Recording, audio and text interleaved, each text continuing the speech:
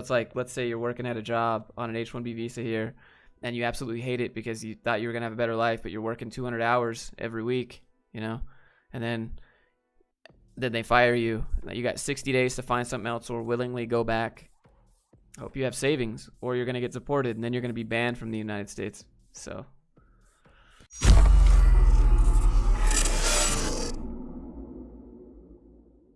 what's going on, guys? So we're going to do some corporate cringe hunting today. We're going to take some viewer submissions. So if you got submission, you could DM it to me on Instagram. You could drop it in the chat. And, you know, you guys can suggest hashtags that you would like me to look up. Trainers just read off PowerPoints and you're required to lie on your resume. All right, so, I mean, what can I say about that? There are no pros. Poor in immigration processing. So apparently this is a company that like takes people from other countries and then makes you work for really cheap. It's a company. That's what it seems like is I guess, abusing the H-1B, right? So they bring people over and they work them to the bone, and then you can't quit or you have to go back. What is a fresher? It's a term for people that just graduated college, getting their first job, or also a term for first-year students. Is it possible to have your first dev role remote? Yes. My remote job that I had, when I did React, my coworker, it was her first job. It was remote. Watching from my corporate desk in office, despite being sick, I'm not allowed to work at home. You're gonna get the whole office sick. That's the best when you explain that, and they're like, "Well, we just don't. It's not our policy." Like, well, can you question the policy? Well, it's not in the handbook. Well. Yeah, so like, I try not to get too political, right? But there are some companies that hire a bunch of people outside of the country, and then they make those people work 100-hour weeks for like almost no pay. And of course, those people want to come from their country to this country because they assume they're going to get a better life, right? So they think it's going to be good, but then the company here ends up just exploiting them. And they're like, well, if you quit, you have to leave, right? We sponsored your visa, and if you quit, there goes your visa, and you got to go back home, and your family will be disappointed in you, you know? I worked with some coworkers. They weren't with a company that was like abusing them, but they had worked with those in the past. And so every time they lost a job, they were freaking out. They're like, I have to leave in 60 days. Like, you know, you can't get mad at the people for wanting a better life, but you can get mad at the companies for abusing the loopholes in the system. And then, like, you know, there are always people that are like, well, those are jobs that Americans could do. Like, but they don't want to do it. Like, no one would take those jobs anyways, you know, because they're crap jobs. So it's like, it's not really a good argument, in my opinion.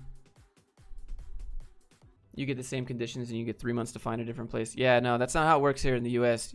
You get like 60 days and then you get deported. And if you get deported from the U.S., you're basically banned for years. So you can never come back. So it's like, let's say you're working at a job on an H-1B visa here, and you absolutely hate it because you thought you were going to have a better life, but you're working 200 hours every week, you know, and then they fire you. You got 60 days to find something else or willingly go back. Hope you have savings, or you're going to get deported, and then you're going to be banned from the United States. So it's rough. It's rough. You got to get like these consulting firms, you know, these are not like, they'll take advantage of you. I feel like there's a lot of other ways to enter the U.S., like investing here or an E2 visa. There's other ways, but, you know, yeah. Check team player. Oof, that's a good one. Corporate cringe doesn't compare to the miserable state that manual labor jobs will put you in. Yeah, I worked manual labor jobs. And they still had corporate cringe. The thing... Like, my favorite meme is when people say, hard work. Just work hard and you'll be successful. And if that was the truth, then everyone that worked in construction would be millionaires. But it's not like that at all. Work hard, play hard. Yeah, hard work is not the key to success. It's working smart. Have you ever heard the phrase, lazy engineers are the best engineers? Because they automate them. They automate everything they can. They do as little as possible. Try to figure out a way not to work. You know, try to work smart. What do you get with that visa for 100K? You can come to the US and work. Don't work hard, blend in. I mean, that depends if you just want to be a ghost at the company. At big companies, you can just kind of be a number and you can take advantage of that. But Josh, how do you work smart? You focus on the things that give you the most benefit. Don't do what you're, I mean, I don't know. I'm not gonna, like, I would say don't do what you're told. Like, you should always question everybody about everything, and people don't like that. So, like, I would always question management at all of my jobs on any decision that they made, and they would just say, Franco, what's up, man? Thanks for being here. They would just say, can't you just do, like, you're getting paid to do the job. And I'm like, yeah, but, like, I'm trying to help you by, like, asking questions. The other week I was talking to some friends about these fake day in the life videos. Then I found your videos. Thanks for being realistic. Yeah, I think everyone wants to show the Instagram highlights of their life. No one wants to show the part where you have 67 tabs open on Stack Overflow, you know? And you're just like, I'm going to get fired because I can't figure this out. Like, no one shows that part.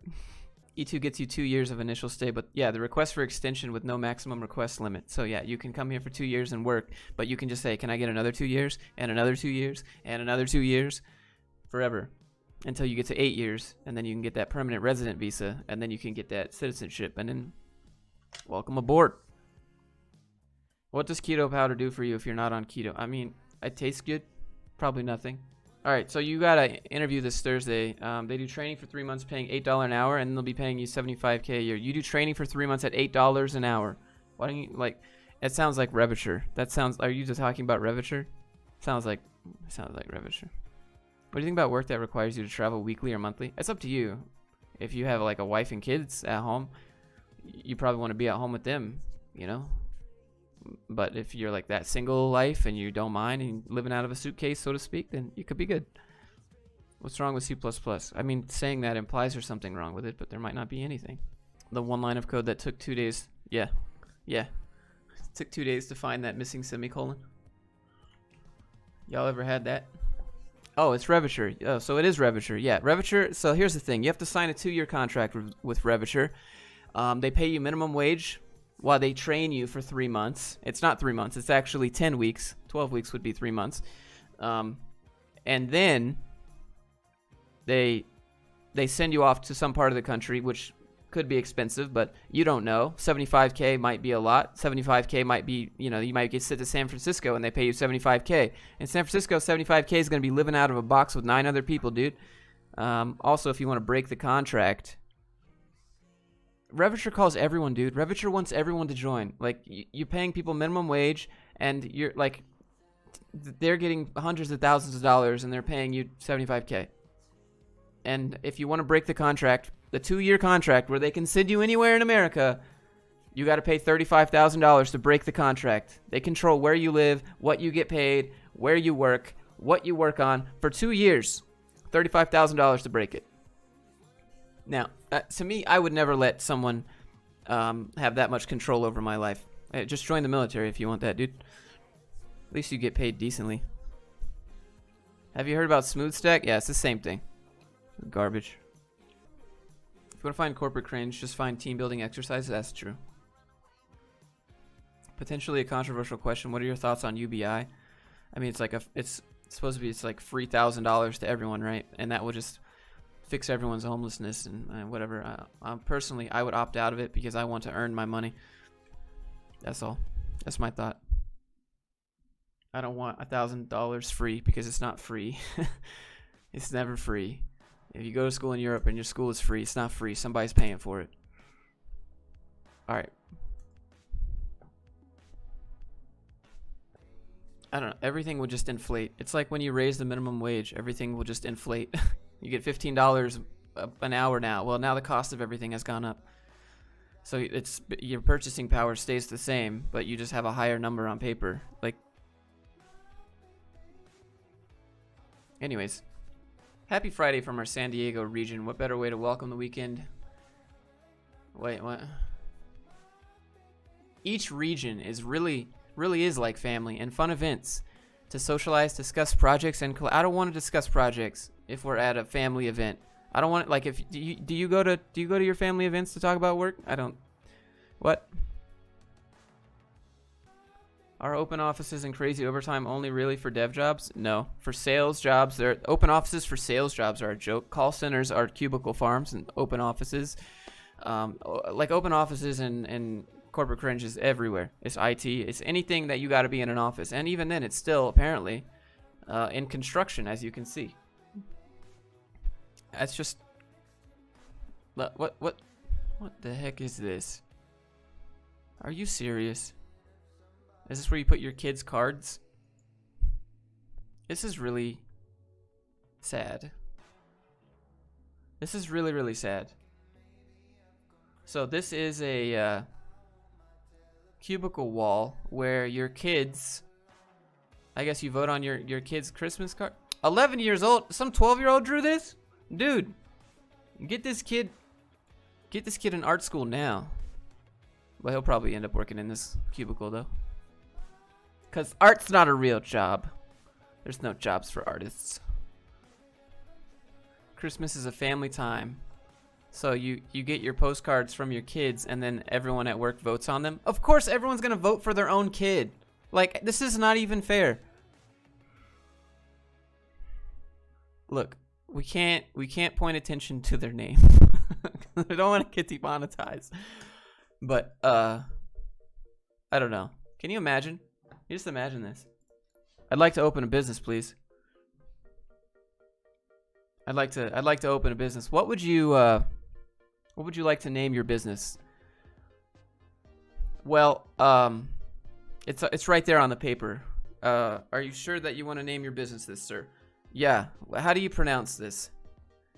It's on the paper. Just, are you sure? It's